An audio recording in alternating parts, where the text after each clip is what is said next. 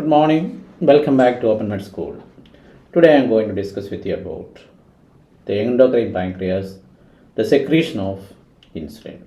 As we know, this is the pancreas, which is a triangular organ situated behind the stomach, that is a retroperitoneal organ.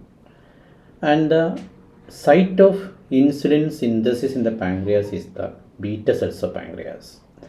And we know the pancreas has got exocrine cells and also endocrine cells. The exocrine cells secrete enzyme-rich pancreatic juice. So here you can see the pancreas with the pancreatic duct, which is joined by the common bile duct and enters the duodenum. And this is the pancreatic islet.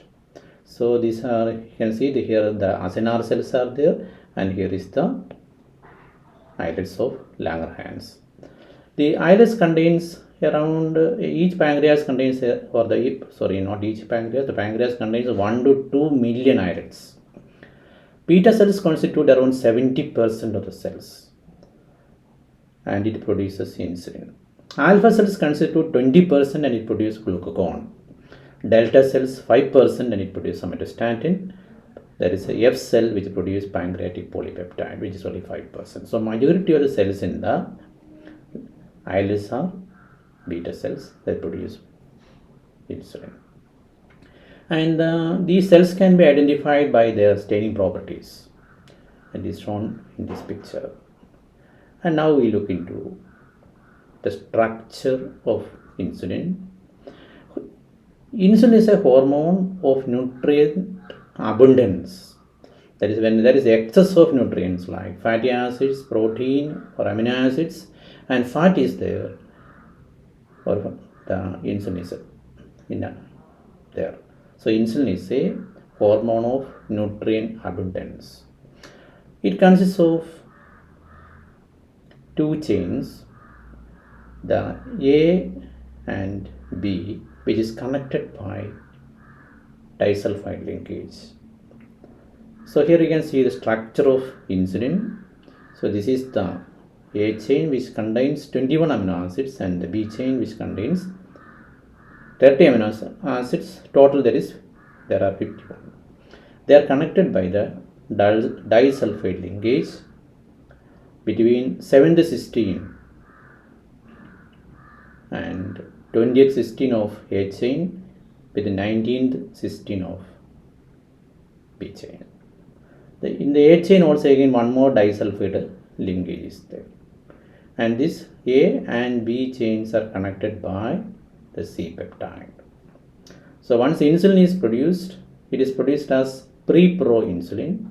Then the proinsulin is formed. From the proinsulin, this C peptide is released and the insulin is secreted. So to repeat, it's a protein consists of two chains, the A chain and B chain, connected by disulfide linkage, and total 51 amino acids are there.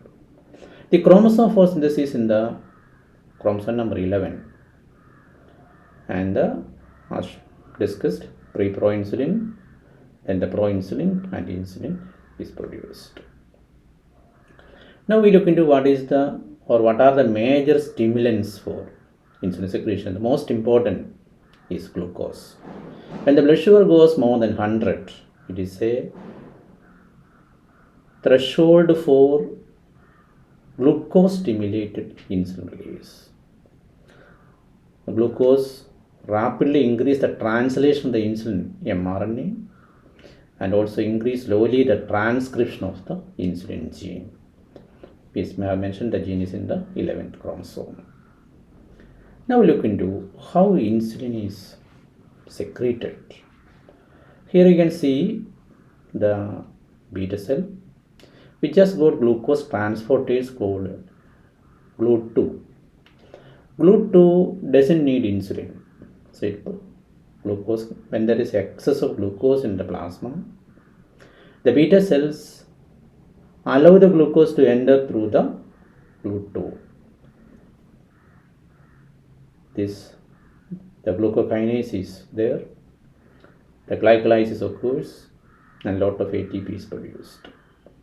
There are channels, potassium channels, which are ATP sensitive, What do you mean by ATP sensitive? When excess ATP is there, these channels get closed. Potassium cannot go out of the cell. So there is a change in membrane potential, and this leads on to opening of the voltage gated calcium channels, and calcium will enter the cell. This will produce release of insulin which are stored in the vesicles. So here you can see the insulin is released. So this is the method of secretion of insulin. At rest, what is happening at rest? The blood receptors, the blood transport, there is not much of glucose entering, not much of production of ATP. The potassium channels remain open, potassium will be leaking out of the beta cell. Calcium will not enter and insulin cannot be secreted. Hope this method of production of insulin is clear to you. Now just briefly tell the regulators of insulin secretion. The stimulants are increase in glucose, increase in serum amino acids, increase in free fatty acids. So we can say that this insulin is a hormone seen in nutrient abundance. Certain hormones are also important. They are called, when you take food, certain hormones are released from the intestine. They are called the incretins.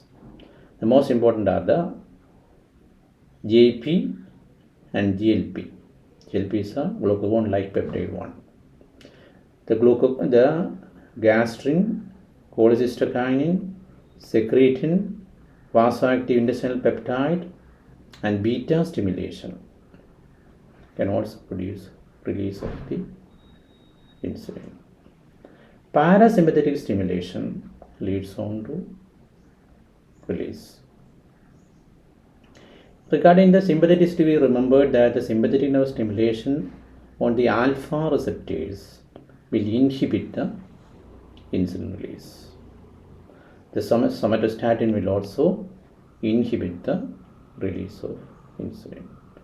Reduction in the glucose when there is blood sugar is low, decrease in the amino acid level, free fatty acids also inhibit insulin. So point is, insulin is a hormone seen in nutrient abundance. Whether glucose, amino acids and fatty acids are in excess, we can see insulin will be there, or insulin is stimulated. In the next session, we will be discussing how the insulin acts on the insulin receptor. Thank you.